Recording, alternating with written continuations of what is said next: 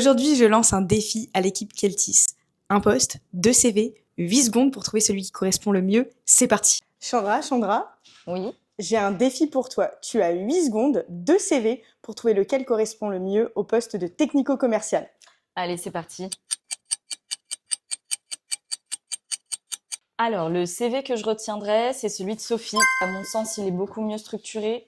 Je vais avoir aussi des informations qui sont pertinentes, impactantes, des missions qui sont concrètes. Je vais retrouver également des chiffres pour pouvoir me projeter sur ce qu'elle a pu faire sur les différentes années. Contrairement à l'autre profil sur lequel je vais retrouver pas mal d'informations qui sont pas forcément pertinentes sur un CV ou trop vagues également, et aussi des missions qui sont sous forme de bullet point et très génériques, trop génériques.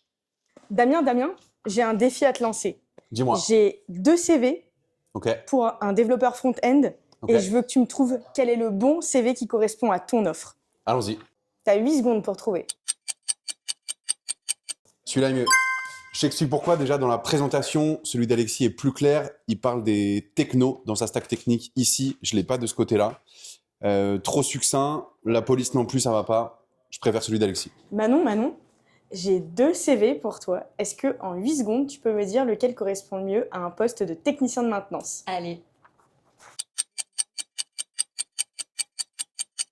Pour un poste de technicien de maintenance industrielle, je choisirais le CV de Thomas parce que le CV de Thomas est plus clair, plus lisible. Il met en avant ses compétences, il nous détaille vraiment les missions qu'il a pu réaliser, tout ce qui est maintenance préventive, curative, plutôt que le CV de Dylan du coup qui est un peu moins clair, moins lisible. Il y a quelques fautes sur le CV et il met moins en avant ses compétences.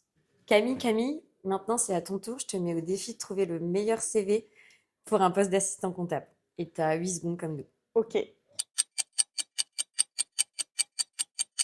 C'est bon, je crois que j'ai trouvé le bon CV et pour moi, c'est celui de Octavie B. Est-ce que c'est bien ça? Non, c'était pas le bon CV. Ah bon? A few moments later. Ok, c'est bon, j'ai vu mon erreur. Il n'y avait pas Sage ni IGA nulle part sur le CV d'Octavie, alors que sur celui de Claire, ça y était et c'était demandé dans l'offre. Être recruteur, c'est un métier et ça ne s'invente pas.